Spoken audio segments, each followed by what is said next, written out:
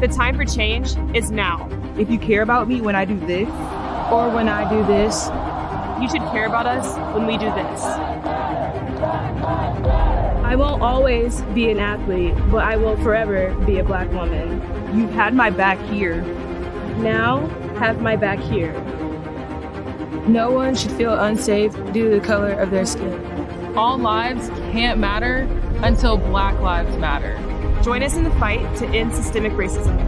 Black lives matter. Black lives matter. Black lives matter. Black lives matter.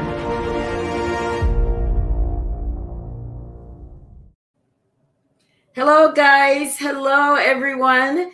And welcome to the Ella Johnson Show. I am so excited to have all of you guys here tonight. Of course, you see my beautiful guest, Lanie Poe, is in the building. Yes, isn't she beautiful? I am so excited. Well, guys, listen, we have a wonderful show planned for you tonight because we are bringing another domestic violence story to the Ella Johnson Show. I want to say this for everyone that's out there and you have a story, whether it's domestic violence, whatever the case may be, any type of abuse or anything that you just want to tell, whether it could be a good story, whatever it is that you want to talk about, you are more than welcome to share that story here on the Ella Johnson Show. All right. All you got to do is just send an email. But let me get you guys up to speed on some things first before we get into our show tonight. The first thing I want to do is, you know what? I'm going to need you guys to pray because my nephew, this young man right here, is in the hospital right now, and he needs your prayers that he will have a speedy recovery. So I need you guys to definitely make sure to pray for him. Isn't he handsome? That's my nephew, J-Man. Y'all already know him.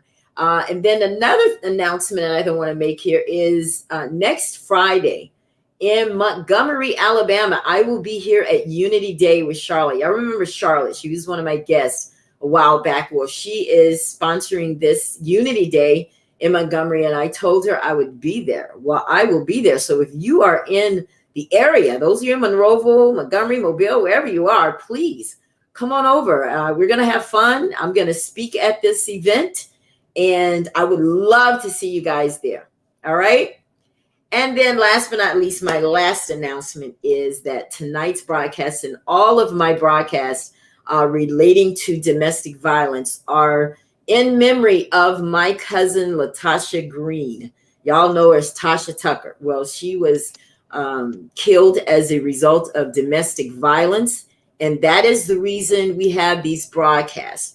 So I want you guys to just think about her and her family as we have these broadcasts, because, you know, one of the things I know that she would want is for us to bring attention to this matter so that no one else has to go through what she had to go through, because, you know, the name of the game is we need you to have a plan, make a plan to get out. And Lanie is proof that you can make a plan and get out because she's sitting here with us tonight. So the goal of having these types of shows is to make sure that we are bringing that point across. Right, Lanie? Yes. Let's see. What other, there we go. Now, I also want to talk about the petition before we get started. The petition, those of you that have heard me talk about this, if you are a religious watcher of the Ella Johnson Show, you know what petition I'm talking about. We have a petition right now to reopen the investigation for Johnny D. McMillan. You guys know the story. He was sent to death row for something that he did not do. He was sent to death row for murdering Rhonda Morrison in my hometown. You guys saw the movie Just Mercy. That was based on our hometown and the story there. So me and Anthony Clausell and Les Prouty, as well as P. Early, we decided and thought that it was a good idea to reopen this investigation so that we could find the rightful killer. Because like I always say, you know, Johnny D was exonerated, yes, but for him to receive a complete and thorough exoneration, I believe that we have to find the rightful killer. So please sign that petition. We appreciate it. We are over halfway there with what our goal is for this. So if you guys can just click on that and do that. Another thing I want to talk about, my birthday is coming up. I put a post out there. Yes. Lanie, you have to come and join us. Seriously, have you ever been to Orlando? Oh, yes. Oh, okay. Well, you can come again. But Okay. if you saw my post, what I'm doing is in July, at the end of July, and I put 23rd through the 25th there. It could change. But I want you guys to come and spend my birthday with me. Now, my birthday is June 4th, but timing and everything, I just kind of had to push the celebration. But I would love for you guys to come, and I will personally take care of some of your fees if you will come and just spend the weekend. We can have some good times and just laugh and talk, and I think it's necessary. If you need a vacation, Orlando is definitely the place to come. I mean, just real talk. Let's see, what other announcement do I want to talk about? Well, that's pretty much it. And I'm just glad that you guys are tuned in. But if you are watching from Facebook, thank you so much. Share the broadcast on your page. If you're watching from YouTube, please subscribe to the channel. And tonight, I want you guys to get involved with the show, make comments, ask questions. If you have any questions you want to ask Lanie, she would love to answer those questions, because she is a wealth of knowledge and she knows a lot about this. So while you guys are doing that, sharing and letting people know that the Ella Johnson show is on, I want you guys to take a look at this video. When we come back, I want you to meet my beautiful guest, Lanie Poe. All cried out, the Lanie Poe story. We'll be right back.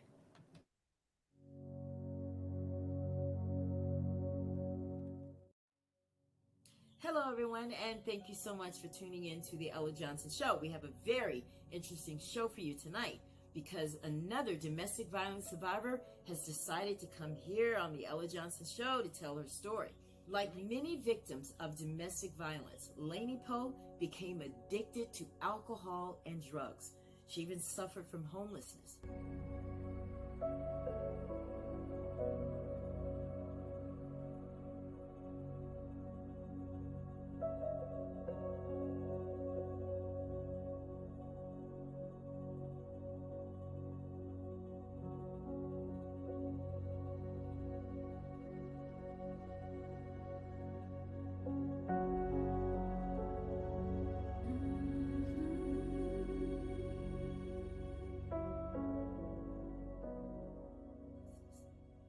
Domestic violence is defined as a pattern of abusive behavior that's used by an intimate partner to maintain power and control over another partner. What you'll find is that women who have been abused are 15 times more likely to become addicted to alcohol and 9 times more likely to become addicted to drugs. You won't find that usually in women who have not been abused. But you're going to get to hear her full story right here on the Ella Johnson Show. That's all coming up next. Don't go anywhere. We'll be right back.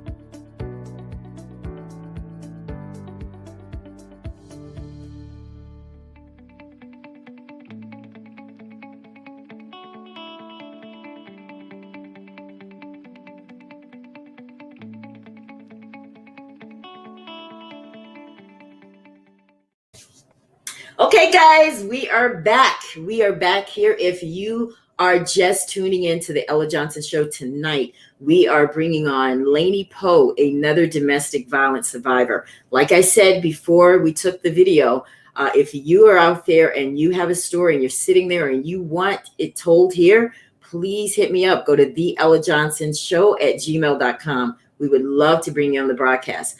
But I want to ask you guys a question. Have you ever been belittled, beaten almost every day?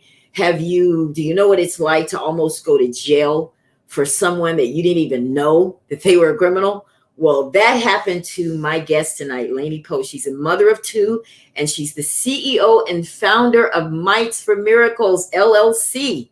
And she is here on the Ella Johnson Show to share her story with us. Thank you so much, and welcome to the Ella Johnson Show, Lanie. Thank you, Ella. I appreciate the invite a lot, because it's going to help, get the story out there and help others. If you don't mind, though, may I open it up in prayer? Of course. Is that okay? Of course. I'm sure. Heavenly Father, I come to you tonight in the name of your Son, Jesus. And Lord, I am asking you that every person under the sound of my voice that is watching this, that they don't hear me or see me, God, that they feel you and they see you and feel your compassion. And Lord, I ask that those that are watching and they feel like all hope is gone, there is hope in you. And God, just move mightily in their lives. Amen. Amen. I tell you, there's no better way to get the night started, right? Yes. Well, I want to thank you again for coming here, because I know it's not easy when you have to do this, but when you are purposed to do it, that makes a difference. And you definitely are. So I want you to tell my guests a little bit about you. Tell us a little bit about who Lanie is. Okay. Well, my name is Lanie. I actually am from Indiana. Growing up, I went through a lot. I don't want to share everything yet. And my kids are amazing. They both live in Florida, and my daughter is married. My son-in-law, he's incredible. Love him. I also have a couple of other things that I'm trying to start. Is it okay if I share, Ella? We'll talk about that at the end when we talk about the Perfect. businesses and everything. Yeah. Okay. So, yeah. But yeah, I just want to be an advocate for domestic violence and get the word out and help those that, really need to. Well, that's what I love about the people that are willing to come on the show, because you guys realize, okay, this happened to me, but you want to bring purpose to it, purpose to the pain. I believe that there's always purpose even in our pain. So I'm so glad. But I want to know a little bit about your childhood. You mentioned that you went through a lot of stuff. Most kids, they play with toys. They have a 2-parent home. Some kids, I didn't. But tell me a little bit about that, because I want to get to know what led up to what you went through. Give us a little bit about your childhood. Okay. So my biological father was an alcoholic, and he ended up passing away. To me, though, I feel he was killed because I always remember as a child that him and one of his brothers were the closest. So we either went over there every weekend to their home, or they came to us while my mom and my aunt sat with us kids while they would go out drinking. And it was usually, just strip clubs. And I remember laying in bed at night and hearing my mom getting beat up. So he ended up, though, coming home one night and went off a bridge and died. So I was 7 years old then.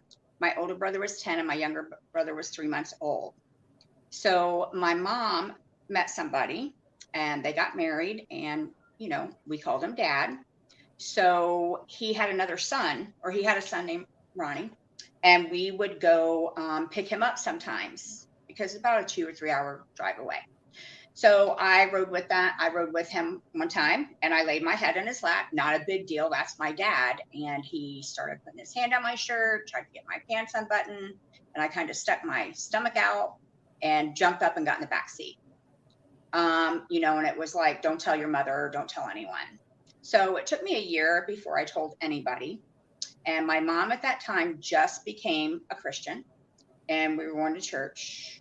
And she made him leave.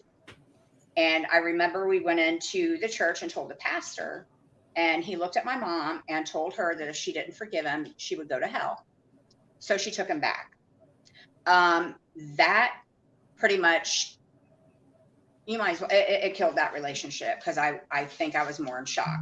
So growing up, I rebelled a lot. I got into drinking. I got into drugs, going to the bars. And it wasn't until I was 17 that she finally made him leave for good. He never touched me again, but he would maybe walk in on me if I was getting dressed or, so.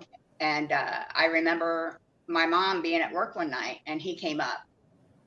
And I came downstairs, and he was sitting in a chair, and I walked over. We had a cast iron skillet, and I got it out, and I told him that if he ever touches me again or walks in on me, I told him I was going to take that cast iron skillet, bash it over his head, and then drag his body out to that pit that we have right there.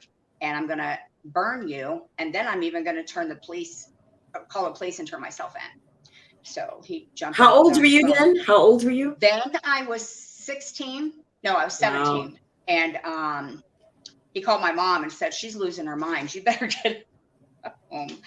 So, but you know what, Lanie? It's like you had to, because mom was just, yeah. But maybe he was abusing her too, because your mom was in a pattern at this time as well. So it's almost like she couldn't protect you because she needed protecting. Wow. I'm so sorry that happened to you. And it's a kind of, the way it turned out is the gentleman that I was dating then, my mom and him, or my mom and my stepdad were, going up to bed, and I had curfew and all that. And usually when my boyfriend would come over, he had to leave, like, I think it was 9 or 10. So we were in the middle of watching a movie, and I said, Mom, since this movie's almost over, can he stay, till it's done? And she said, yeah, that's fine. So they went up to go to bed, and I could hear yelling up there. And me and my boyfriend are looking at each other, and we put the TV on mute and we're listening. And my mom's telling him, well, I said he could stay. So then we hear her say, do it. I dare you to touch me. And man, my boyfriend, it was upstairs. He just was up there, opened the door. And she kind of looked, and he looked, and he said, do you want him here? She said, no, I'm done. So he walked him out, and that was it. Then he never came back. So, oh, wow. Well, let's go back to your teenager years. I'm assuming that's when you started dating. Mom was okay. Did you grow up in a household where she was okay with you dating at a young age? Yeah, I started when I was 16, but my mom was very strict. Even when I was staying with her at one time, I think I was 21, 22. Oh, it's actually when I met my ex. I had a curfew. I had to be in by midnight. Uh-oh. That happens. Oh my gosh. We're on live TV. Welcome to live TV. It's okay. It's okay. I'm so sorry. That's all right, dear. We'll let you get readjusted there. If you're just tuning into the broadcast, we're talking with Lanie Poe. She is a domestic violence survivor, and she's here to tell her story tonight. And her phone just fell, so she's getting readjusted. And she's doing it so eloquently. I love it. But it's live TV, guys. Those types of things happen. But I want you guys to definitely comment and share the broadcast so that your friends and family can come in and listen to this beautiful woman's story. Because it takes strength and a lot of courage to come on here and tell your business, especially with a lot of the questions. Okay, so we can pick up where we were. That's okay, dear. So now she's strict, and you finally, let's talk about the one who was abusive. What was the first time? How did you guys meet? The one that we're talking about this evening, right? Yeah. Okay. So we actually met. That's when I was, in my drinking days, and I was at a bar, and we just kind of connected. I think he asked me to dance. Some of the stuff is going to be a little, can't really remember. That's okay. I remember he asked me to dance, and at the end of the night, I went home with him. So, but we were just like kind of instantly attracted to each other. What attracted you to him? What attracted you to him? He just had the swag. He had some swag. Did he have some swag? Yeah, just like somebody that, wow, I've never met anybody like this. Wow. So and so we started dating. So when you went home with him that first night, were you guys intimate the first night? Yes, we were. You were. Okay. Yeah. So that was an understood, we together now. It was one of those kind of things. And I'm being transparent. No, at first I thought it was going to end up like a one night stand. Okay. It's happened, okay. You go to a bar and you do that. but it didn't turn out that way. So, you know, he was attracted, I was attracted. And when I had left, you know, he would call and we'd see each other. And then next thing I knew, he was asking me to marry him. And so we got married. So did you think I mean, what prompted you to marry him like right away? Did you talk to mom about it? Did you tell anybody? Did you get any advice? And you just went with the flow? I just kind of went with the flow. I really didn't ask anyone, you know, because I went by what my heart was telling me. Right. Yeah. And that's nothing strange. I mean, a lot of us do that. I'm pretty sure if I would have married when I was a teenager, because you were a teenager still, pretty much when you got married. How old are you guys? I was, let's see, 20. Like, I was in my 30s. Oh, you were in your 30s when you finally married him. Yeah. Okay. So you guys are married now. Everything is good. How long did the honeymoon last? Did it last for more than a year, 2 years? No, not even close to that. Not even close. So, Well, let's talk about the marriage. When did it start getting a little uncomfortable for you? it wasn't too long after we got married. Like before, he acted like he was this amazing guy and he was going to take care of me and he loved me and never met anyone like me. And so we got married, and then I found out that I was pregnant. And I had a son as well. So that's even a different story. But this was by the way, this is my second ex-husband. So there's a lot of things that I haven't shared yet. So anyway, and he just started changing, you know, just kind of acting like he didn't want to be around me. I don't know. I just felt like there's nothing there. So he would start an argument and then leave, which I think that was his way maybe to go and do what he wanted to do. I do believe that he was cheating on me. And I remember that at one time he said, "Hey, I'm going to go help my friend move a refrigerator." And I said, "Okay." And he left on a Saturday morning and he got back on Sunday afternoon.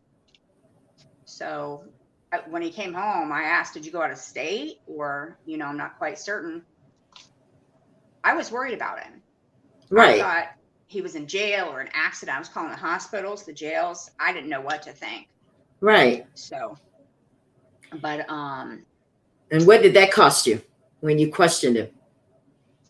Then he wasn't so bad. It's when I got in the car and drove to my mom's, but I didn't go knock. I sat in the car and was crying. And I was like, I don't understand any of this and what's going on. And I happened to turn around and there was a bag of clothes. So he had actually went and bought clothes and shoes and everything to go out, and found his wedding ring in his pants in the pocket. Oh. So I did your heart sink when you saw that? Yes. But you already suspected that he was cheating though. Yeah. So I kind of burned a hole in the pants and ripped up the shirt. And then when I went home, that's when it started. But there was another time before that when he got up one day and he was late for work. And I mean, I would have supper ready. This man didn't have to do anything, you know, but maybe take out the garbage. And I had just made a pot of coffee and he was running late. So I ran out to the car and to give it to him. And he like threw it all over me. I was like, you know. Why did he, what, you didn't see that coming? He just threw it on you. Not at all. I mean, when he was a little grumpy that morning, but not in a way where, you know, it was like, I'm going to just be quiet. Right. You know, he was upset because he got up late for work. You know, he missed the alarm. So I think that actually just topped it off right there. So I ran out and I'm like, here's your coffee. You know, I want to make sure you have your coffee. And when he threw that at me, I was shocked. So did you suffer burns from that? Not bad burns. No, it hurt though. It was painful. Right. So, and that's so what did you say? What did you say to him? I honestly, at the time, I couldn't say anything because it hurt. So, you know, I wanted to make sure I wasn't burned because he pretty much just got in the car and took off. That was it. My gosh. It wasn't a way to say anything to him. Because when he grabbed that cup out of my hand and just threw it, and I mean, a lid was on it, but it came off. And I mean, he literally just threw it. And I was standing very close to him, pregnant as well. With his child? Yes. Okay, so after he threw the coffee on you, you're at home, and no doubt you're like, okay, what the heck was that all about? So what happened next? When he came home, and what happened after this? It was I'm sorry. I shouldn't have done that. I was upset. I was late for work and, so. And you guys made up. What was the next time? What was the next thing you did? The next time, that is when I believe it was with the television set and him. Oh, when he went to help move the refrigerator that took 28 or 30 hours to do. So, and when I came home, and I walked in and I brought the clothes in and he was laying down in the room. And I said, I just wanted to tell you something. And he said, yes. And I said, you might want to take these clothes back because it looks like this one here, this shirt is all ripped up and there's a big, huge hole in these pants. And, and here's your wedding ring. That was it. Oh my gosh. So that was your way of letting him know I ripped this stuff up. You wanted him to see it. So what happened when you did that? What happened? That was the one that, that's the one. So he hit me in my face. I actually thought I had a broken nose. He literally picked up the television up over his head. This man weighed 130 pounds. It was a big TV. He picked it up over his head and threw it. And then I'm thinking, oh, Lord. So then I was kind of fearful. And he didn't throw the TV at you. He just threw it. Okay. Right. But it's just this one that one was probably the most physical bad one where, my nose was bleeding. I thought it was broken. And then with the TV, and I thought, what is he going to do? So now at this point, are you starting to be afraid of him? On that day, that's when it started, because even though he would abuse me, a lot of times he did the emotional and verbal abuse and the mental abuse, more than the touch me. But this, when he did that, and punched me, I literally thought my nose was broke. So when he did that with the television, I was like, oh no. And he stood in front of the door, didn't want me to call the police. He acted really strange. I mean, it was like, please, no, don't call the police. Don't, I'll never do it again. Don't. I thought, Did you call the police? I did. Okay. And what happened?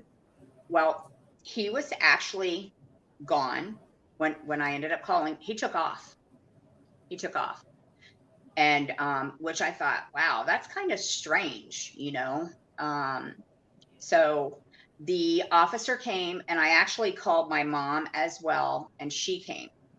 So no, wait, I called my mom first. I told her to come and get me. So when another officer came out, it was out to my mom's, because I called and told him that, I'm going to my mom's. I don't feel safe here. Right. So now, was this mom's first time hearing that he was abusing you? Yeah, I never told anyone. I didn't tell anybody. Nobody's. So when she found out, she's like, what? He hit you? I'm coming right over. Yeah, she was like, I'm going to come get you. Right. You shouldn't be doing, I'm pregnant. Oh my gosh. That's when I Did they issue a warrant for his arrest at that time? There was a warrant that got issued, yes. Okay. Or maybe he just, see, that's why I say there's certain parts I don't remember. I don't know if they had to do a warrant or if they found him. Because they asked, like, if he was on foot or driving. He was driving. Arrest him? Did they arrest him? They did arrest did. him. Good. Yes. And what happened with what was the outcome of that arrest? Well, my mom came and picked me up and we went to her house. You know, she wanted me to spend the night with her. And I said, I really don't feel safe going home. An officer came out and looked at my nose and everything. And so I called the police station to make sure they had him in custody because, you know, I was afraid. And they began to tell me that, you know, he is in custody and that he was wanted in the state of Washington for burglary and attempted rape, first degree, had been convicted of it, and he fled the state. 4 months into marriage is when I found this out. They were telling me this, and I felt like I was in this dream. I'm like, I'm not really hearing this. And I just let him talk. And then I heard, she said, there will be an arrest for you for harboring a fugitive. Did any of your other family, my mom could have got arrested, my brother, me. And all I know is I started screaming. I was like, no. And I almost passed out. I felt sick.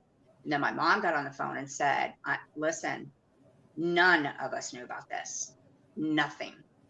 So thankfully, that didn't happen. But he did get extradited back to Washington. Now, was he working? Because I know if he were working, they had to do a background check on him. And it didn't come up. Working. It didn't come up. So they must not have done an out-of-state background. They just did in-state, which is why he fled. That was back, though, like in the 90s. So then they didn't really do background checks like they do now. So here you are married, you're pregnant to a man that you don't really know, and now he's wanted. Oh my gosh. So they extradited him. He was arrested. They took him back to that state where he was wanted. And then what happened to your marriage? What happened after that? We got divorced, of course. Like I filed for divorce and it went through. And I was actually looking at the divorce papers the other day and thinking, you know, that he wasn't made to pay support because he was incarcerated. I did end up, before he left, I let him, I took our daughter to jail. He wanted to see her, to see him. I didn't want to be like, I don't know, it's hard to explain, you know, and I told him, I said, I will come and you can see her. And that was the only time he saw her. Now let's go back, because you said a lot. You said that he was wanted for attempted rape. I need to know more about that. What's up with that? That's a good question, because honestly, I didn't know about this until he was arrested and the officer told me. I had no clue. There was no signs, unless it's something that I was so in love that I missed. But it just, I couldn't believe Definitely it. You missed it. Now, yes, you mentioned that he was on the sex offender list here in Florida. So to be on that list, it had to have been a minor. And to tell you about that, I didn't even find out about that until it was a few years ago. And I don't even know why I did it. It's like he came on my mind or my heart for some reason. And I Googled his name. And the picture popped up and I was like, oh. And it told, you know, that he was a sex offender. And he actually is deceased. So I researched a little bit more the other day and found out it was from cancer. So in 2008, October 2nd. So, but it Oh looked my like it would gosh. pick up again in 2008 in January. So, I mean, You know, I'm thinking about your childhood, and I'm trying to compare. And when you were a young girl, your stepdad basically touched you inappropriately. And then now you marry a man who has a history of that. And then your mom was married to a man that beat her. And then she wasn't able to protect you when, you know, your husband or her husband was doing inappropriate things to you and allowed him to come back. Now, I want to go way back to that because I'm just sitting here in the back of my mind thinking, I'm like, whoa, wait, we gotta back up a little bit here. Because your mother went to the church. Now, you guys, listen, you guys are watching this.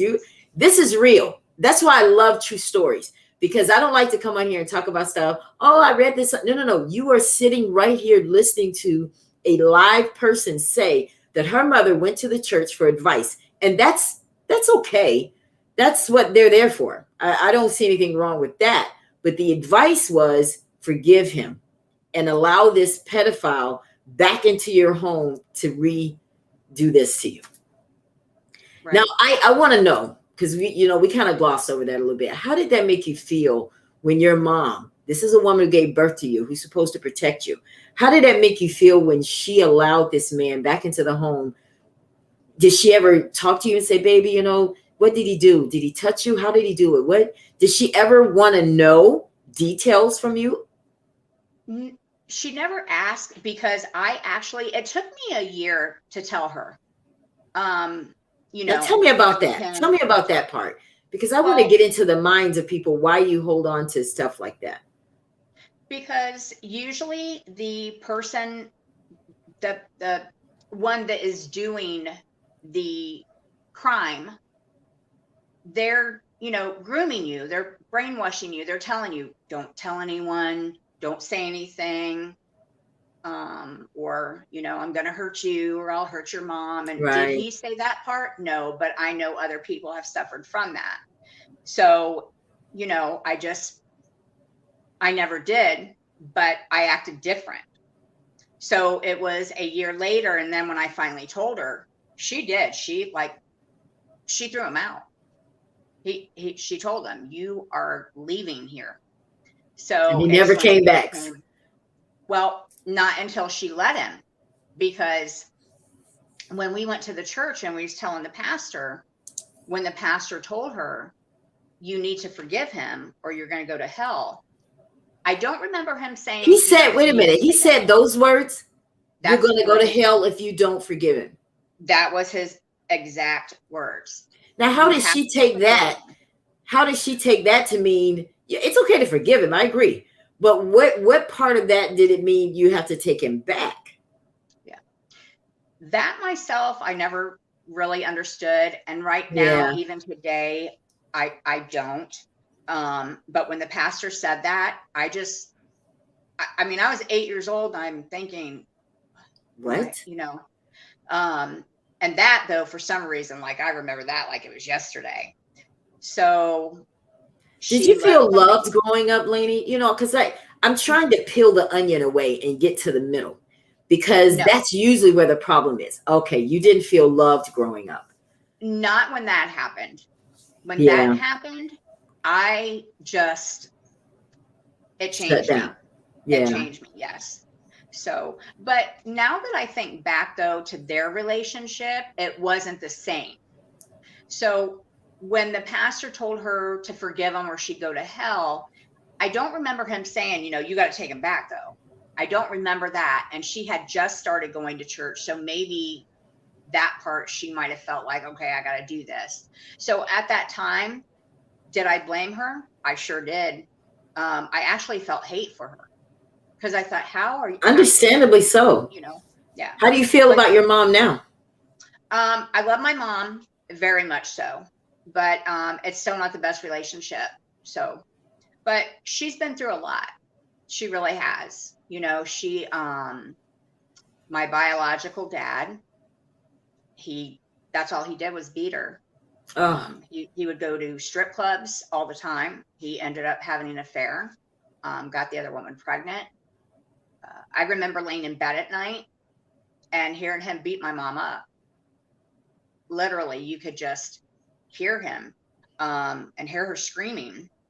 And Jesus she said that Christ. one time, there was even a time when he was so drunk and he was sitting on top of her, straddling her. And me and my older brother ran in the room, and she said, "You were 2." And he said he came back with his foot. And if my older brother would not have blocked the kick, she said, you probably would have been dead, because he had on boots and brought his leg up and was going to kick me in the face. And my brother blocked it. And I was 2 years old, I guess. So. Wow. But I'm glad to see that you, because I know now with your belief, I know you forgave your mom and you understand. It's like as I'm sitting here talking to you and I'm looking at you, it's like my heart goes out to her too. Because usually people who are victims were probably raised by one, you know? And so let's go back. Let's fast forward now. You are divorced. This guy is gone.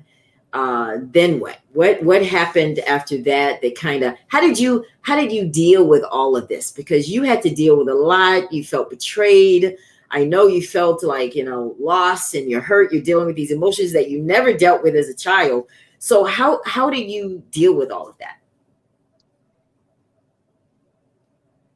I don't remember too much after, and I don't know why. I don't know if that's just blocking it out and not intentionally, but I know I spent time, my kids were like, kept me busy. So I was very into my children.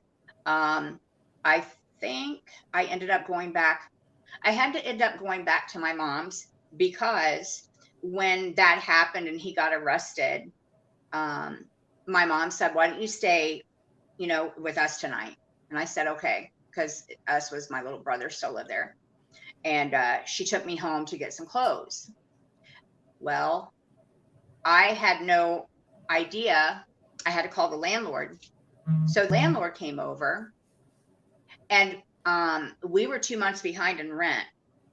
And I had no idea, because he took care of all the bills. I didn't work. He took care of everything. I didn't know anything. Okay, now let's stop right there. Let's stop right there. That's another controlling behavior. Yeah. That's what abuse also is. For those of you that are just tuning in, if you are a victim of domestic violence, or if you know someone, these are just some of the characteristics of an abuser. They control, because it's not always just about anger. It's about control. So he controlled all the bills and he wasn't paying the rent. So now what?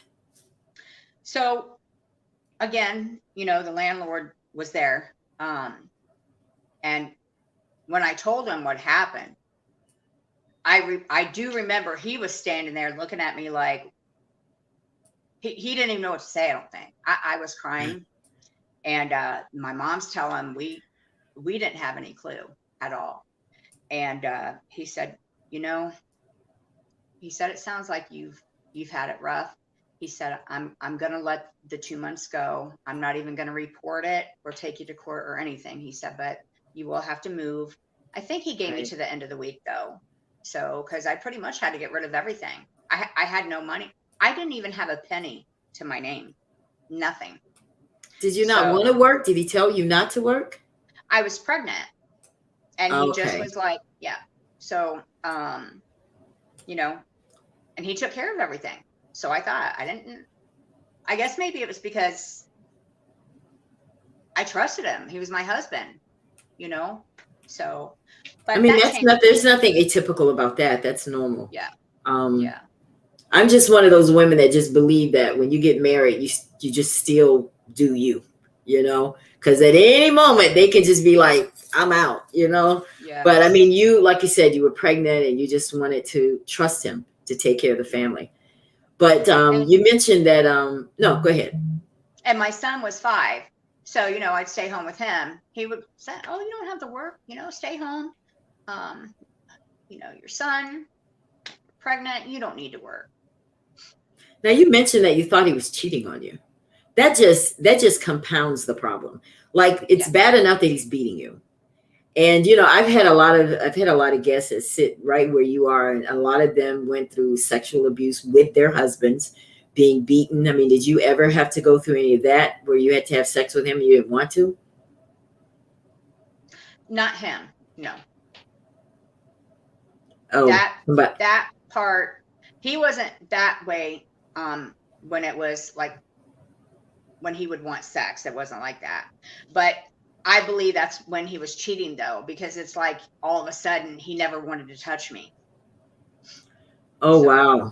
So, I mean, you had the reverse then, because most women, you know, the men get violent with sex, but you had the reverse, which was he didn't want it at all.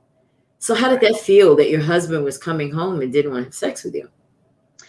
It hurt, you know. I already wasn't feeling that attractive because I was pregnant.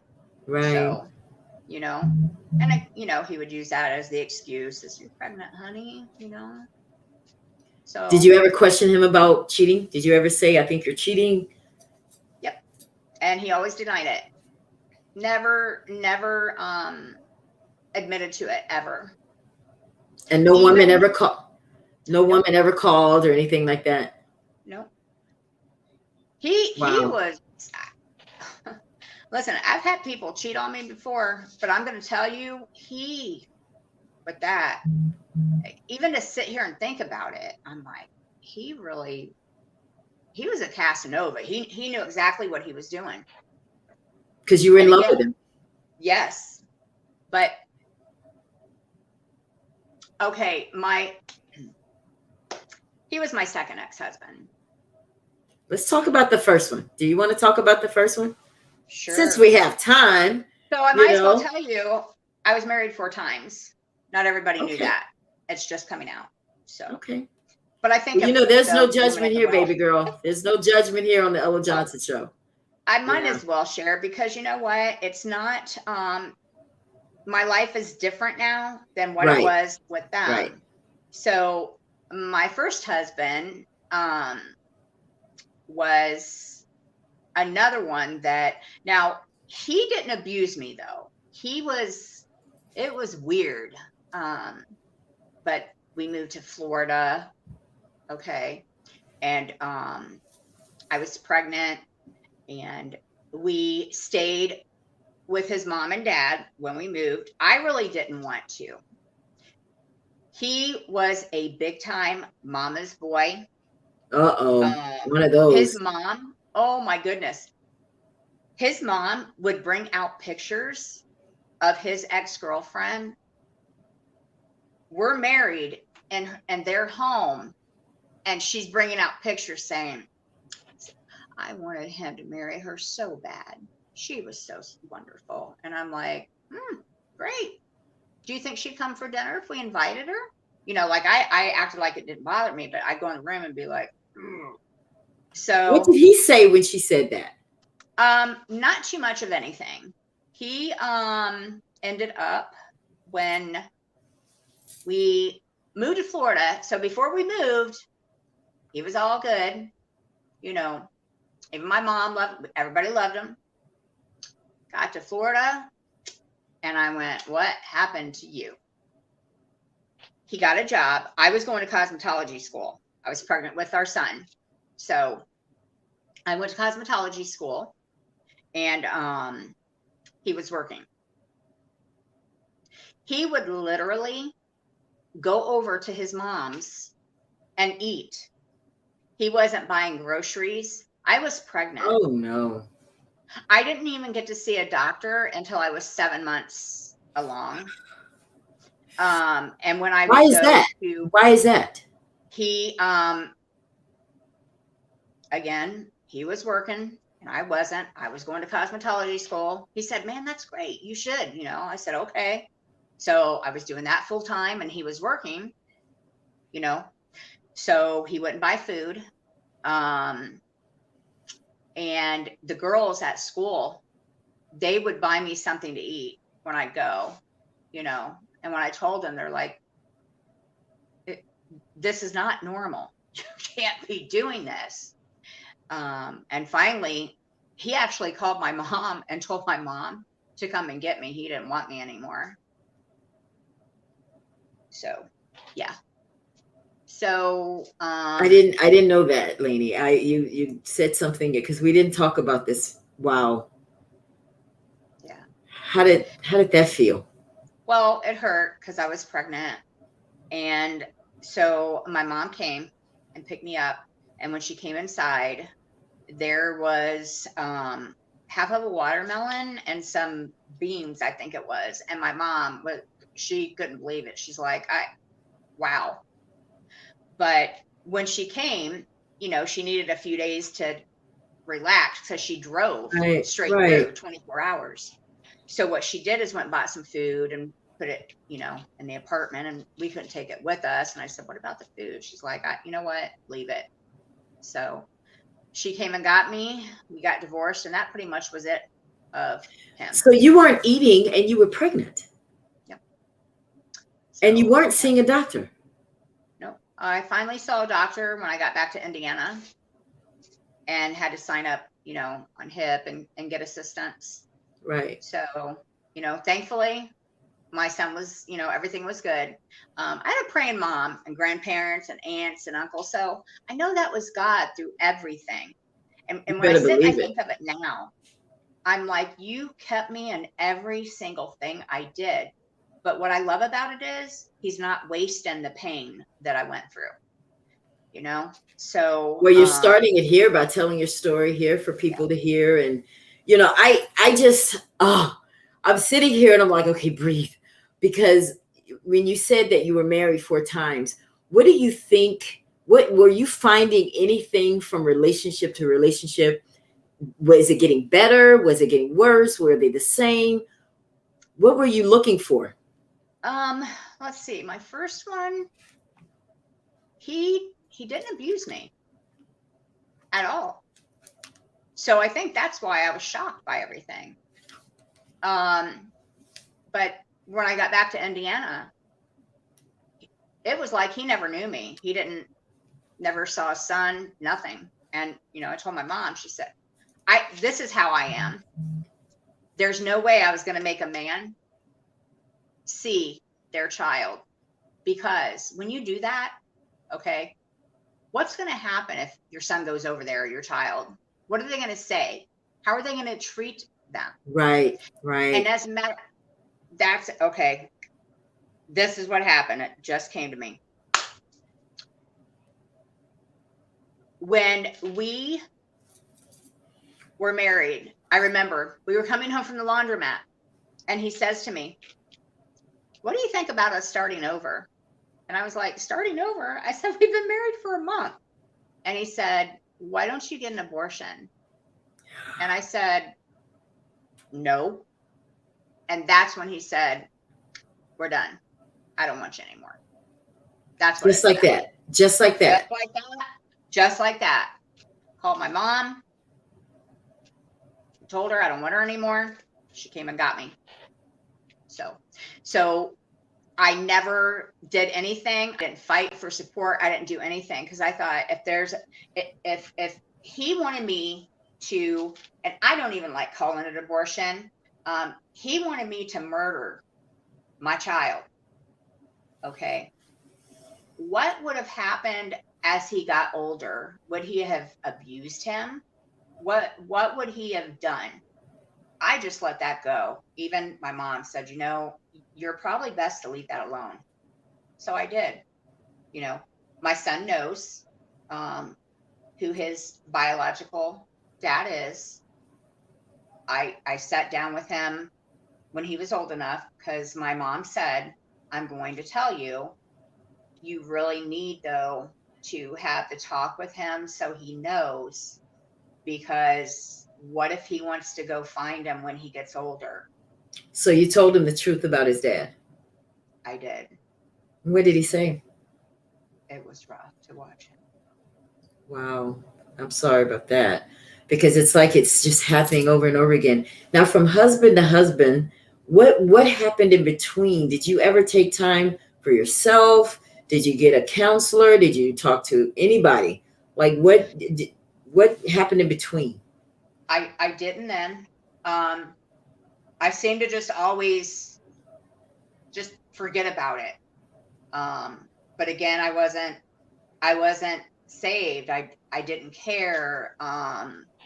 You know, I had my son and got more focused on him. And then I end up meeting my daughter's dad, the one that got sent to prison. So then it was, let's see, 3 or 4 years later, maybe 2. That's when I met my third ex-husband. That one, we were married, is it 10 years, 11 years? And my kids call him dad. They still are in contact with him. That's one thing I'll say about him. He took over like they were his kids. Even today, as I said, and we've been divorced for years. Now, what happened with that marriage? Well, he was abusive. We did drugs, not in front of the kids, but you know, so I remember we were on our way home one night from a friend's house, and I asked him something, and I don't remember what I was saying, but he literally, and the kids are in the back seat, just came over and bam, punched me right in my nose. My head flew back, and all this blood, I saw it spatter out. And so so wait a minute, you have 2 husbands that abused you? Yes. Yep. My third ex-husband, he did. He though was more the threatening kind. And who do you think would have you? And you can't make it on your own. That's why you don't leave. So he really, really kept me in that way. Now, how was it that you guys were doing drugs and together? When we would go out, we'd go out, you know, if we went out alone, his mom would babysit, if, you know, and that's when we would go do drugs. Now, marijuana though, he didn't care. He smoked it, you know, and I told him, you're not doing that around the kids. You're not. And when my son got older, he ended up getting into drug dealing and spent 5 years in prison. Oh. So, yeah. But if you guys didn't do it around them, how did he get into that? My husband was more vocal than me about things. He was brought up that it was okay to smoke pot. He smoked it in front of his mom. She didn't think anything was wrong with it. And I'm like, now, was that the only thing you guys were doing, just marijuana? No, me. I ended up getting into cocaine. So I would, you know, go in the closet and snort a line. But wow, this interview is going a totally different direction. A lot of this, I mean, but you know what, Lanie, I think it's good because people watching need to hear this come out, because there's some people that are watching this that need to know that you can make it, but you gotta, you know, you go through the process. Now you're smoking, you're doing crack. I mean, cocaine. I don't know how I did crack too. You did? Oh, you did crack too. So yeah, okay, so you did crack. Him, though. Not with him. That's when not with him. So you guys are doing. So who's taking care of the kids? We would go out. Like we'd either go over to my cousin's house or a friend's house or something like that. So we would get a babysitter. Okay. But then we ended up starting to go to some friend's house. It was all of us. And we would be outside on the patio playing poker and cards. Kids would be like in the house and stuff, but they were more open to marijuana as well. They all felt like, you know, there's nothing wrong with pot. I hear people say that even today. It's just, I mean, I don't judge people. I mean, to each his own. It's just not my thing. So you guys go ahead. I will say this. Whenever because I would suffer from migraines, like when I couldn't even get out of bed or lift my head. So I remember one time he was going to go and smoke a joint. He called it a blunt or whatever. And I asked him, I want to take like one hit off that. And when I did that, I passed out, like I was out for the day, but it took the pain away. So then sometimes I think, maybe that's why they do prescribe it then, because it really helped. I was surprised. And all I would do is I would do like one hit. That's all it took. And I'd be knocked out. What kind of pain were you in? The migraines? Oh, bad. Oh, the migraines. So you would smoke pot to get rid of that. Yes, but not all the time. Not all the time. I remember the one time that I did, and I noticed if I took a hit, it went away. So when I would get a migraine, I would say, "Hey, do you have a joint on you?" But he was just like, he had to have like a quarter every week. Like he'd make sure we had the money for that first. So, but were the bills at least getting paid? Yes, we did both work. Our bills were paid. The kids had food. That was all good. But he had to have that pot. But he was also beating you. And he was beating me. Yes. Now, what's the worst thing he did to you? I mean, because it seems like it's getting worse from husband to husband. The worst thing he ever did to me is when he took me and threw me up against our entertainment center, and my head hit it. And I thought I felt something, running down the back of my head. So I kind of like slid down to the ground, and I laid there for a minute, and he started kicking me, and I don't know if you could see that happen to my finger. Like it don't straighten, because he was stomping on my hands and stuff. And when I went to the ER, the doctor called from his cell phone and said, "I hope you're not with him anymore." So what would trigger him to, I mean, nothing is right about what these men do when they beat you. There's no excuse. But what kinds of things would happen before these beatings would occur? He had to have his pot. If he didn't have his pot, that's what happened. I remember one time we moved into a house and we were kind of fixing it up, and he was in sanding, and just had an attitude, was out of weed.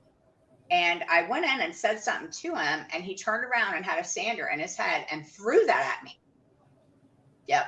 So I was like, so I left for a little while and went out and drove around and just was like, so. Now, what is it about? No, go ahead. We ended up separating though. And we ended up getting back together though. When we were separated, I think it was about 6 months, almost a year. We got back together, and he went through anger management. Is that what got you back? You agreed, okay, you got to get some help? He was arrested on domestic violence. As a matter of fact, I kept him on the phone while he was talking to me. And I was also on another phone, and the lady's telling me, just keep him on the phone. The officer's going over, So I think he kind of figured out what I was doing and hung up. But they got him. He had just got out of the shower, and he got arrested with like no shirt on, just a pair of jeans and everything. So he did have to take. So he didn't know that you had called him? No. Oh, no. That was smart. So he took domestic violence classes and anger management and everything. And I saw him differently because I had known him for so long, and actually it helped. It stopped. He didn't hit me anymore. It wasn't so like that's that. A success story. I've never heard that. Usually they go and resort back to it, but he didn't. No. Once he did that, it changed. Did we still argue? Absolutely. But he didn't put his hands on me again after that. Did the drugs stop? No. Kept going. And I just that's where I think we finally split up, because I was over the drugs, but yet after we split up, it was probably a few months later, I started getting into drugs. So things that I shouldn't have been, but I did. So like what kinds of things? That's when I think I got into crack. I had done rolls.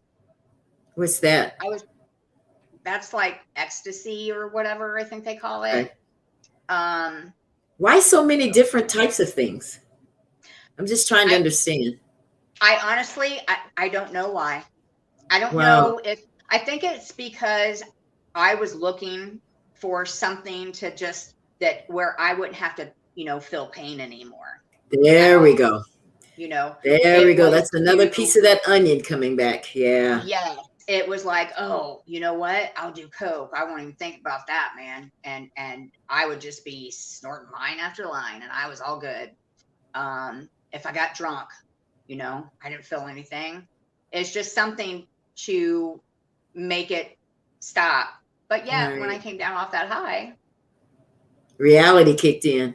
yes. Did you ever neglect the kids? Did that ever become a problem? I ended up actually, I got picked up for shoplifting, and this is where Boy, I didn't know any of this in the story you said the show. Oh my goodness. Shoplifting. What was that about?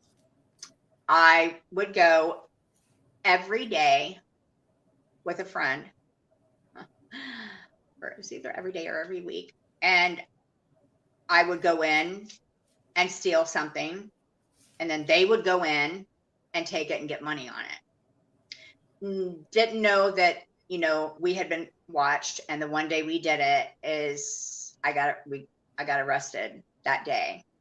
So my kids got taken and put in foster homes separate foster homes for 6 months. But I got them back because when I was in jail, I had a social worker come in and tell me, if you don't have it together in 6 months, we're going to take your kids and place them in a home, and you will never see them again. And I looked at that lady and I said, no, you won't. And actually, I got them back. I changed, you know. So, but it's like certain parts of my life. That's why I'm saying, like, to sit here and thinking about it, I'm like, wait a minute, what happened there? You know? So I am so proud of you. yeah. You know, because let me tell you something right there. When you lose your kids, that is the most precious thing. I don't care how high you are. I don't care how coked out you are. It's something about when someone tells you you're going to lose your babies, because you know they're the only somebody, you know they love you. And when you felt like you were going to lose that, there was something inside that clicked. Would you say? And yeah, because I didn't get them back as soon as I got out of jail. Like, I had to go to classes and prove myself. Right. And they put you on a case plan, and yeah. Visitation with them. And I'll never forget when I got them back. You know, I was sitting on the bed with my son, and I apologized to him, told him that I loved him. There was never a day that I didn't stop thinking about him.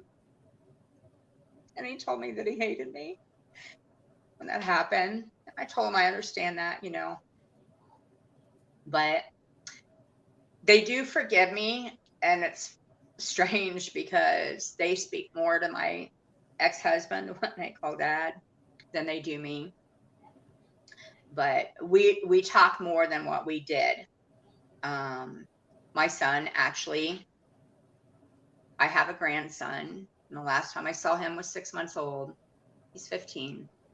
So he doesn't know anything about us, my son's side of the family, because he was into dealing, and she left him, and he got picked up in prison for 5 years. So she never let us see him. I saw him when he was 6 months old, and that was it. So, but he's still my grandson. And then the last marriage was someone from Jamaica, and he was in Florida at the time. What is it with Florida? You're getting Florida is just remind me not to get married to someone in Florida. Well, actually, my first two exes, no, even my third one, they were all in Indiana.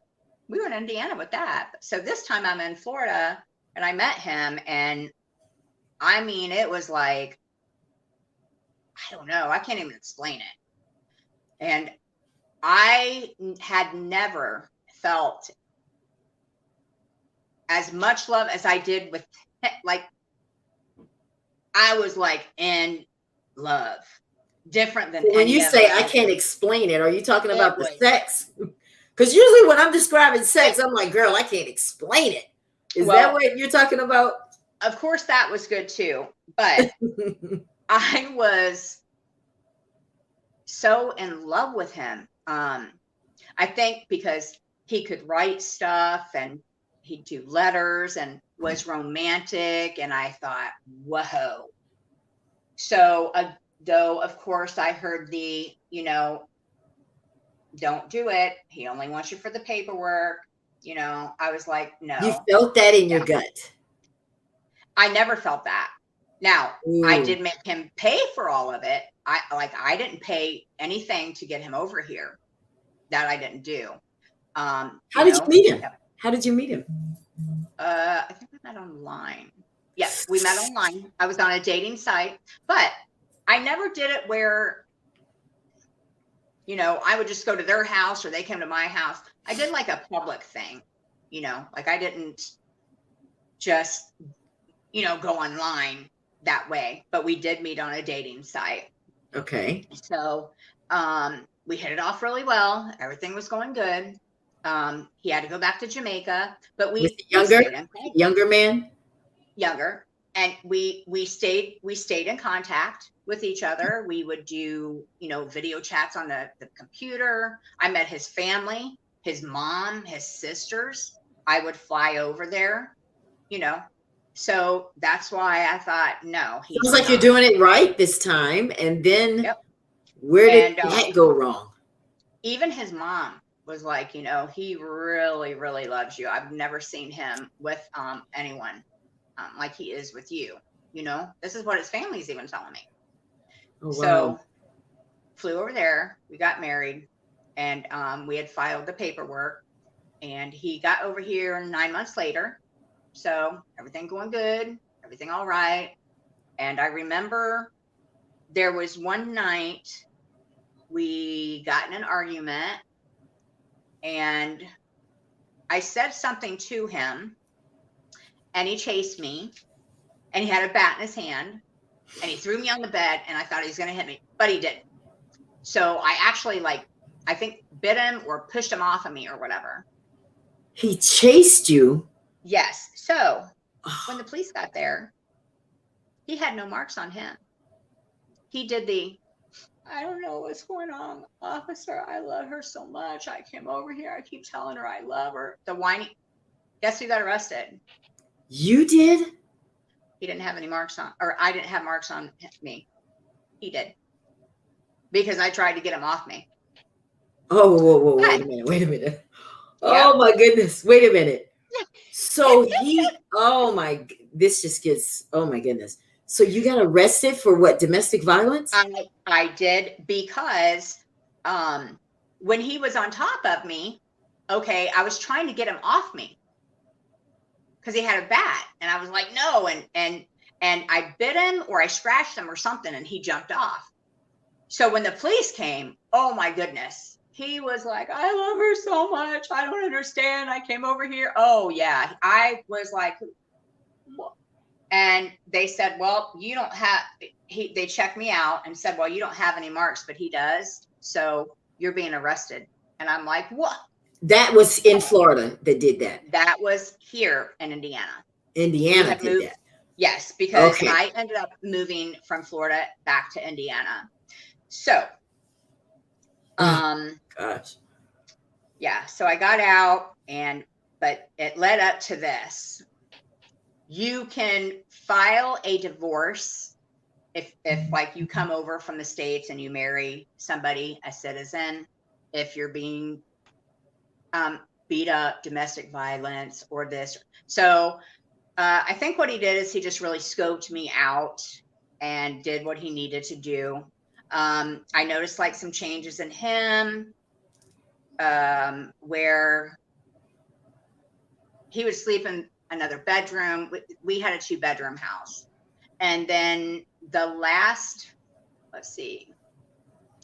This was in 2013. We flew over to Jamaica, came home, got a new apartment, and we got in a huge fight. Because I was on the computer and I saw where it said something about his green card.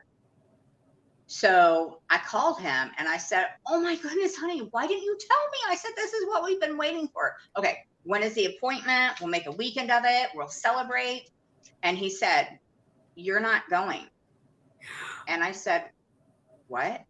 He said, and what are you doing snooping around on the computer? I said, what are you talking about? I went in to look for something. It's like right there. And that's when he said that you're not needed anymore. And I came in and started going through the closet. He had bought new clothes, and he had a credit card. Found out after that he had just been promoted. Now, we're in Indiana where I was born, so I know everybody. He didn't know anyone. No nothing. So he moved, he left, and ended up moving somebody in where he was 2 weeks later. Oh my goodness. Yeah. So they're married now. They had a child together and everything.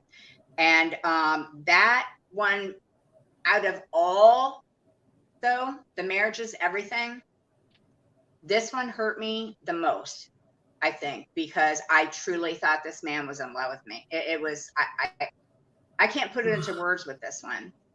So, try to describe it for me, because I think I want you to leave it on this altar tonight. Describe for me what that really felt like, because I want you to get it out. I was hurt. I had to sit and think back of why did this happen? Why has all this happened? And with him, though, he filed a restraining order against me because he didn't want us to have contact because he was living with somebody else. And I found out from somebody that one of my friends that worked with her, and they told me. I was like, what? So he still had left some stuff at the apartment, and I found out where he was living, because for some reason he did a change of address at the bank, and the letter came to me, and I opened it up, and then I almost think somebody did that intentional. So I drove over there and left it, I'm calling the police on you. And I'm like, what? So when he did that, I thought that's weird. So I called the police station, and they said there is a restraint. You have a restraining order against you. Have you been served? I'm like, are you kidding me? So I ended up filing one against him. Then we had a court date set. When he came in, he brought that girl with him. Oh. I took a friend with me. She ended up moving in to be a roommate to help me with the rent. And plus, I honestly thought I was going to jail that day because I was still calling and texting him. Now, why were you calling and texting him? I don't know. I think just because I missed him and I loved him and was hoping, Even though you knew he was with somebody else now, you still wanted him. Yep. Yeah. Mm. And when they walked in, I couldn't believe it. I just kind of sat there and I felt like, am I in a dream? So when the court recorder called us up, he stood up and so did she, and I came up, and that lady looked at her and said, I said, Mrs. Scarlett. So she, I was like, excuse me, that's me. So we went up, and the judge started asking. Kind of flexing there a little bit, huh? Yeah. Get that last dig in. I hear you, girl. Judge started asking him some questions, and he started telling what was going on and how I was texting him, and I was doing this and I was doing that. I just kind of sat there. I let him talk, and then the judge looked at me and said, okay, I want to hear your side. Have you been doing what he says? I kind of looked over at him. I looked at the judge and I said, yes, Your Honor, I have. And I just started telling my story. And the judge literally looked at him, and he looked at me, and he said, we're going to start off fresh. So from today, you are to have no contact with each other at all. And I was like, oh, Lord, he's still going off, but I want her arrested. I want this. And he had to tell him, did you hear me? So that was amazing. He wanted you arrested? He wanted me arrested. And even my roommate, when she saw him and saw how he treated me, she said, Lanie, you knew that man for 7 years and he treated you like he never even knew who you were. So I had gotten in an accident, not bad, just kind of bumped. And police officer came and I went home to report it. He had canceled the car insurance and I didn't know it. So I called the police station back and I said, am I going to get arrested? He said, ma'am, you sound like you're going through enough. Let's leave it alone. So took all the food, but that's when my life really changed, because I went to church. My nephew walked me up to the altar and I gave my life to Christ, and that was it. I mean, that literally was it. So wow. I came back though home. I was here for about 3 or 4 more months afterwards. And what's weird is though, I had been working, everything was good. It was like as soon as he left, the job stopped because I was a CNA. And I thought, this is weird. So I'd be sitting in my apartment. I had no electric and I'm like, I don't know what I can do. And I hear this, why don't you read the Bible? And I'm like, okay, I'll read the Bible. And that's just where my relationship started to grow with God. I even, when I found out he was with another woman, I ran over to my friend's house and just fell into her chest. And I'm like, she said, Lanie, I think this time is the time you really need to start getting your relationship right with God. And I'm like, do you think he's going to come back? It's almost funny now. You still wanted him back? I don't know. So he must have put something on you. I'm telling you. Yeah, he was. It sounds like it. He just, his heart, I can't explain it. Romantic and just different. So, my mom called and said, I think you need to come here and stay. And I'm like, are you sure about that? Because when we're living together, it just don't. So I went. The landlords knew about what happened with him. And I was even behind on rent then. And they said, we're not going to do anything. You're not going to be living in the street or the car. So I ended up going to my mom's. And I believe that's where God, though, did a lot of my healing. I couldn't even get a job as a server everywhere. And even my aunt said, God's working on you. Leave it alone. You need this. So I traveled back and forth, to my mom's and to my aunts and help them and do what I needed to do. And then my mom sold her condo and wanted to come back to Indiana. Came back to Indiana. And my first apartment was like in this secluded area. And even the landlord is telling me, it's nice and secluded. And what's funny is after I moved in, I saw the ad in the paper. So I felt to call and I did. My landlord's wife says it never got to the paper. And I said, what? But that's how I got your number. I mean, it was like Jesus. In capital letters. Like she said, it never made it to the paper. I even had to leave my car, $16,000 debt, the end of September. Called the bank, talked to the manager and asked him what happened. Said, I don't have a job. And he said the car got repoed. And I said, okay, so what do I need to do? And he said, Lanie, I don't know how to explain this to you, but you owe nothing. And I said, oh, what? He said, a new law came out. I said, what is it? And he said, it's called the redemption law. And Jesus. You are free and clear of this debt. You owe nothing. You're free. Man, I hung up that phone. I went in and I dropped to my knees and I bawled and I bawled. Redemption law.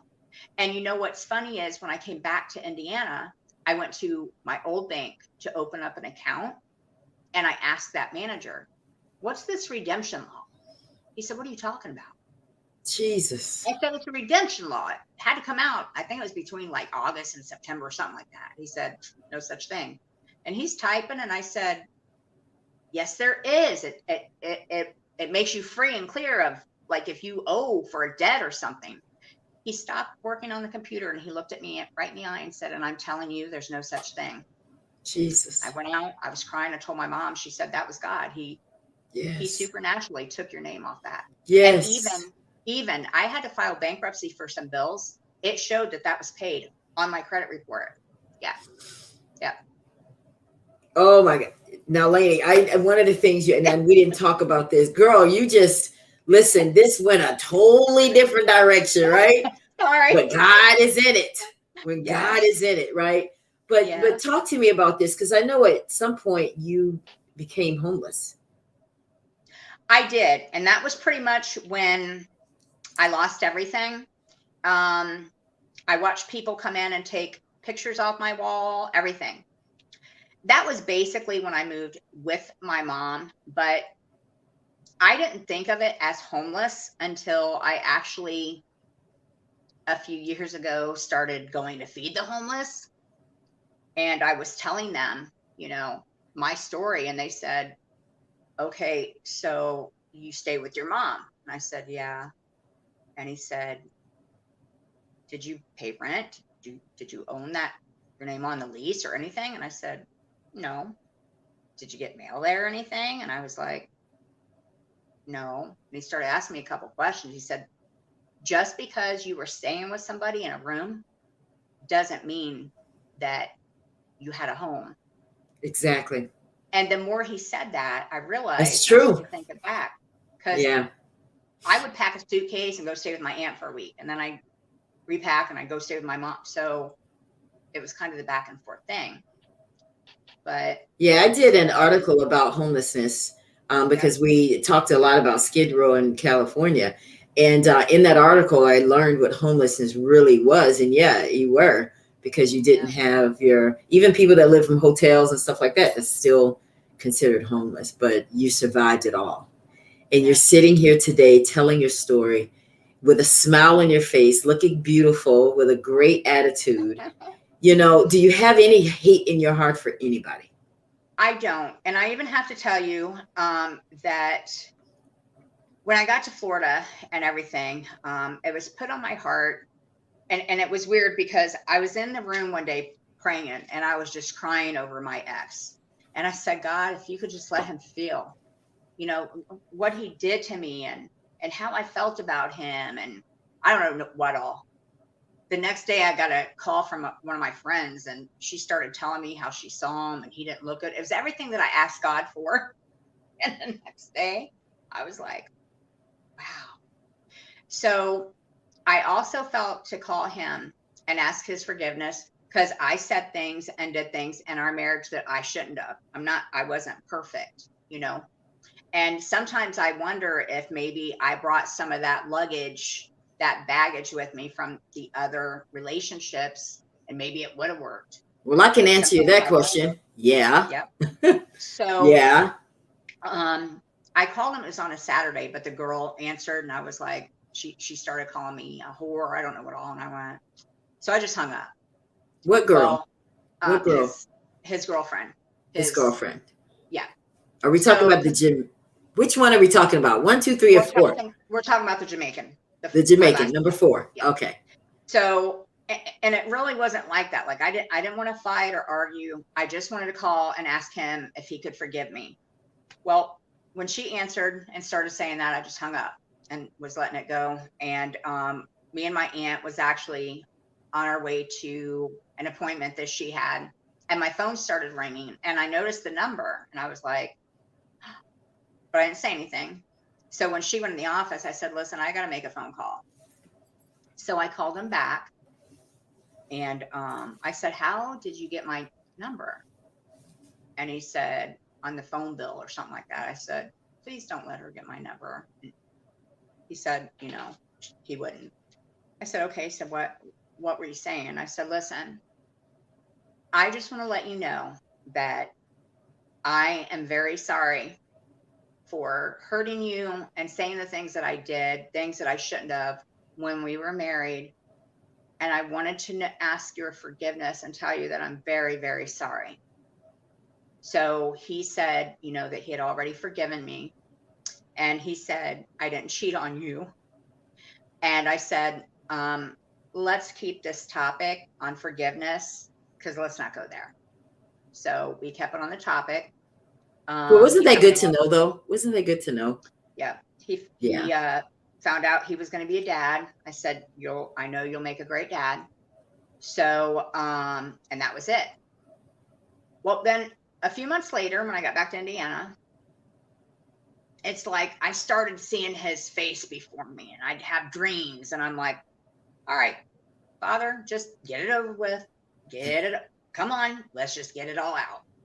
I'm on my way to work that day, and I saw him like right in front of me driving, and I said, it's going to happen, isn't it? I was a server at the time, and I went to the back, and I came out. There stood my ex in the restaurant, and he's in line. And I stood, and I'm like, so then of course there's nobody else available. And my manager says, Lanie, go get the door, seat those people. And I went, so I walked up, and they start talking to him because he got his promotion. He got a really pretty high promotion after he left me. He was in the middle of it, I found out. But anyway, so I just looked at him, he looked at me, and we kind of went, you know, hi. Then I walked to the back, and I came up, and I walked up to him, and I said, I just want to let you know, I saw a picture of your son, and he's absolutely beautiful. And he was like, thank you. I said, you're welcome. I go in the bathroom. I am bawling. Oh. And then when I got home that day is when I let it all out. And I said, okay, I still love him. All right. I know that's what you wanted to hear. So I had to get all that out. So, but yeah. Yeah. Wow. So, Yeah. I think there's a piece of him that'll always be there, because he was different. Yes. He was different. And I think there is too. I think that's going to be the thorn in my side, my flesh. Cause I'm like, why don't you just, why? And I guess what I don't understand is you had no family here. You knew nobody here. Why did you stay here and not go back home? You know, but, it sounds to me like he was probably getting to know people while he was getting to know you, and he was setting it all up. And then once you guys got divorced, he just settled right into that relationship. But that's not a reflection of you, Lanie. You know that, right? Yes. That was just him being him. And you know what's funny too is when I found out that, you know, he was living with somebody, and then she was pregnant, and she had 2 kids already as well, and they were living together. And one day he says, pray for them. And I went, okay. And I did. I prayed for them both. I said, you know, Father, you died for them too. Preach. So they are souls there. Yes. So I prayed I would intercess for them, because he told me to have them get married and live the right way in front of the children and the one that they have together. And they just got married, I think. I don't know if it was the beginning of this year, last year, or whatever. So that's a prayer answered. And, you know, I still pray that they give their life to Christ before it's too late, because, you know, sometimes you may not understand why you're going through stuff, but there's always a reason for everything. And he used every bit of the pain to get me where I am now. So, Was there a and time that you became angry at God though? Like when your kids were taken? I mean, did you ever take responsibility, or you just felt like, woe is me? with that, I wasn't saved then. I was out in the world. I was doing whatever, Right. Did I miss my kids? Absolutely. That was my, but as far as going to church and stuff like that, no, I went into the church. That happened in July 17th of 2013. So it was, he left in May. It was 2 weeks after our divorce had gotten final on July 2nd of 2013. And it just, I don't know, it was like, it quickened me.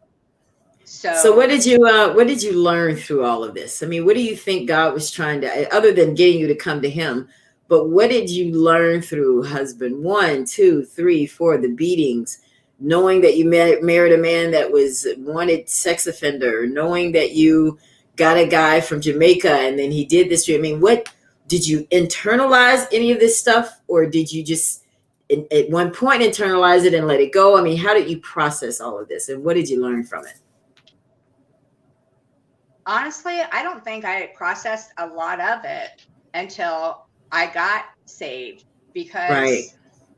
I didn't care at the time. I just was like, I felt like, I'm just a punching bag, or I'm not worth anything. And, because when you're being abused verbally, mentally, physically, emotionally, and it's since I've grown up my whole life, you don't really think. I didn't. Maybe some, others may, but for me, I just felt like, it's supposed to be that way.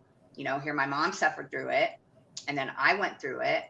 I'm thankful that my daughter has a wonderful husband, and I'm thankful for that, and my son, he's a good man. Like, he don't hit women. And so I'm thankful for that part right there. Of course, So, that they didn't. Maybe it's stopping at this generation. Your generation is the last one, because we do talk about generational curses sometimes, and I think you broke it, and you have a lot to be proud of.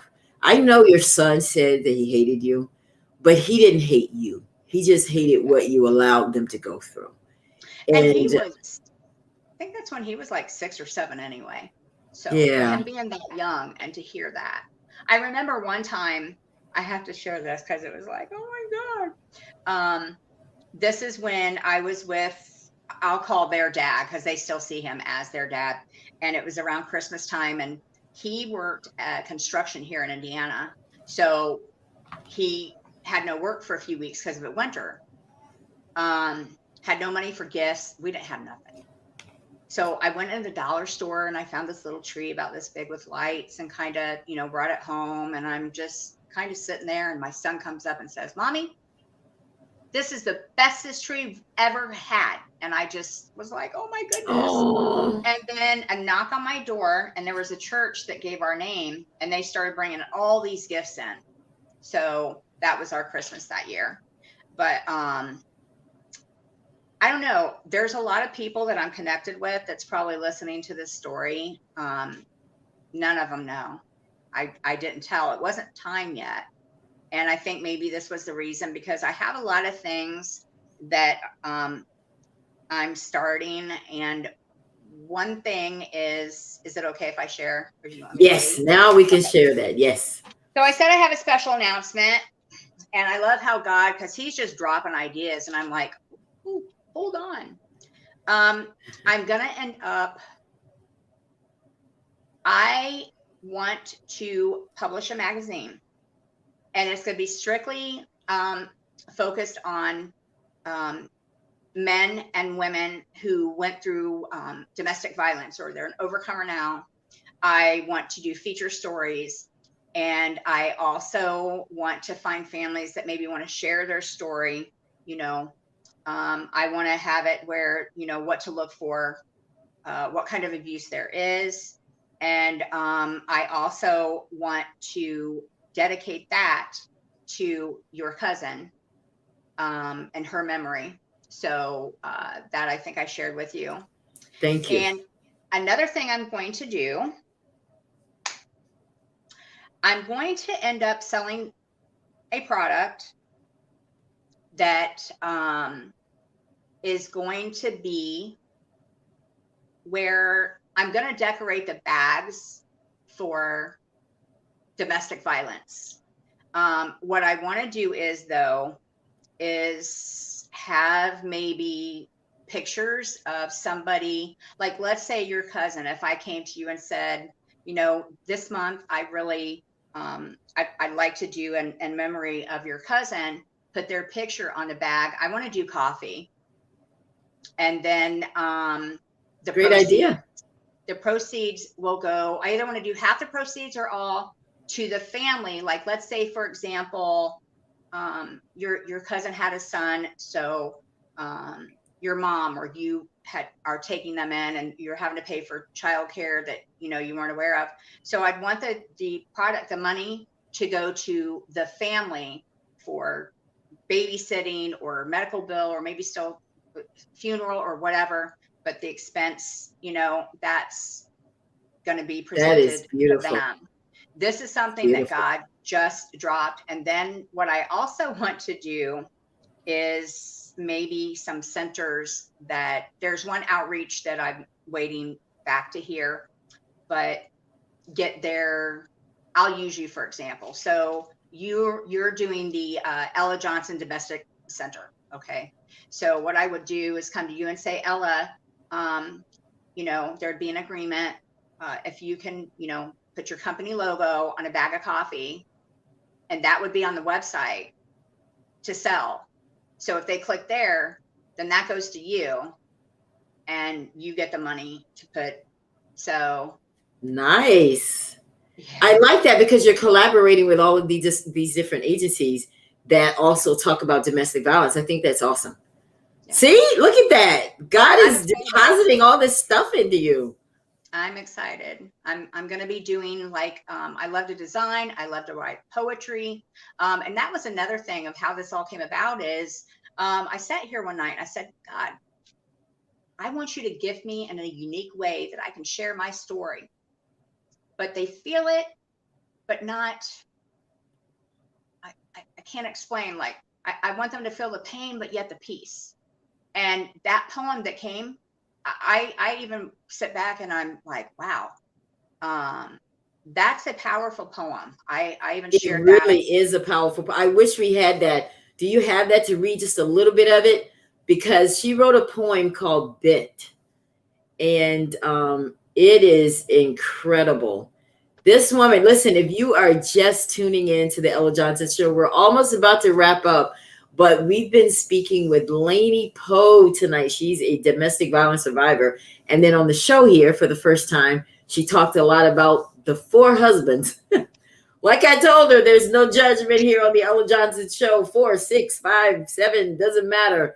Whatever you've been through, because you know what? This is Real Talk TV, where we can be on TV and talk real. Because what she went through, somebody out there has gone through it, or you're going through it now and you're coming out of it, or whatever the case may be.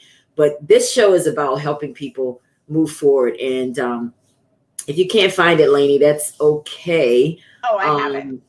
Yeah. But, we've been talking to domestic violence survivors on this show for quite some time now. And if you're watching this broadcast and you would like to tell your story, just like Lanie did and so many others, you're more than welcome. Hit me up at the Ella Johnson Show at gmail.com. And you can be right here. Did you find it? I did. All right. Let's read a little bit of that for our audience. Okay. Sleepless nights, toss and turn, no comfort found because of the burn. I ran to the car, the coffee was hot. He threw it on me is what I got. I began to cry. I didn't understand. He grabbed the cup right out of my hand. He jumped in the car late for work. I ran into the house in pain and hurt. I cried a lot throughout the day. No text or call to see if I was okay. So many thoughts went through my mind. I guess it's true that love is blind. The day finally came. It all ended. It wasn't until he was apprehended. He was extradited to another state. He had been convicted of attempted rape. Who was this man I was married to? I had no idea, not even a clue. I woke up the next morning, felt like a dream. I began to cry and wanted to scream. I held so much inside I never shared. He had me believing nobody cared. As I lay there thinking it couldn't be true, while asking myself, what am I going to do? I felt like my life didn't matter at all. I had no friends, no one I could call. I began to feel like everything was spinning. I had to think back to our beginning. What did I miss? What didn't I see? Who was the stranger laying beside me? I was off of the world and wasn't saved, in love with the man, and I got played. A moment in life, a lesson learned. I'm living for Jesus, and it's affirmed. A moment in life, part of my story. He saved my life, and I give him the glory. Ooh. So, yeah. Oh, that was good. That was good. Bravo. How do you feel today now that you've gotten it all out? I feel really good. I've been waiting for this, but I know there was still some healing that I needed. Of course. And there probably will always be healing. But the thing is, I want to share with others as well. Don't let that pain have power over you, and don't park at your pain, because it can take over. So to finally release it, it felt good. And then there's things I'm still working on. I'm getting a blog together. I'm going to be doing ebooks. I'm going to be doing bundles for like brides to be, and just all sorts well, of make stuff sure you stay in touch with the Ella Johnson Show. We're going to be, we're connected for life. That's what happens when you come here. We don't go, you've been in the domestic violence chat group since we started that chat group. And, I want everybody to see this before we get out of here. This is some of your background. I'm alive to tell my story, his goodness, mercy, and power of his blood. These are just you over the years, but this is kind of where you were at one point. Look at that beautiful woman. Wow. Tell me who she was and who she is now. She was somebody that I think had been looking for love all her life, and felt like I never got it. But now I know that's different. I'm not that same person at all. Like when I look at my past, I don't even know that person anymore. I know, you let it go. That's beautiful. And a lot of the viewers, I'm telling you that they don't know anything of this. Nobody knew it. Well, you know what? I'm glad that God touched your heart to share it, because I didn't know a lot of it either, because it wasn't in the write-up. It's nowhere in my questions, because I didn't, I even put my questions down because it went so, and I just followed wherever God was taking it, But for those of you that are just tuning in, I want to show you guys, this is my cousin, Tasha Tucker, Tasha Green, and she was killed as a result of domestic violence back in December last year. Still kind of fresh to us, and she passed. And I had just seen her in November, at the end of November, like a few days before she was killed. She was home in Alabama with me, and we were having a great time. And little did I know that was the last time that I would see my cousin alive. And I didn't see her again until she was in that casket. So that is why we do these shows. And you see scrolling at the bottom, if you're a victim of domestic violence, please call the National Domestic Violence Hotline. That number is 1-800-799-SAFE. And I've had that scrolling the entire show, because if you're out there and you need to get out, make a plan. That's what these shows are all about. Anything else, Lanie, before we get out of here, love? I think that's it. Thank you so very much for allowing me the opportunity to come on and share. And we are connected. You're right about that. Because I know God's going to be doing some amazing things. And I really want to stay connected with you. And I meant that about dedicating that to your cousin. Thank you so much. Thank you. I want to do that. I would like that to do is that. Beautiful. Yeah. Well, if nothing else, guys, we'll be back here again tomorrow night, 8 o'clock Eastern. But tomorrow night, we're going to bring back some more people that were abused at one point that came on the show and told their story. And they're going to come back and join us here, kind of tell you where they are now and kind of refresh us a little bit on where they were and what God did with their lives. So if you are out there and you'd like to participate in that, even though you weren't on the show yet, and you want to show up tomorrow night, and Lanie, you're more than welcome to come back again tomorrow night as well, because we're just going to have a nice panel here. We're just going to talk about what God has done in their lives and how he can change you if you just open up your heart and allow him to do that.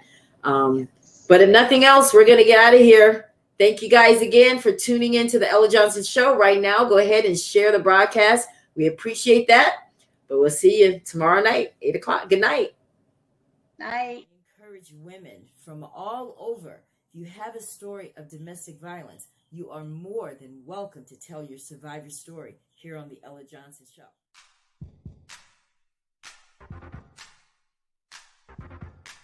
Thanks for tuning in to the Ella Johnson Show.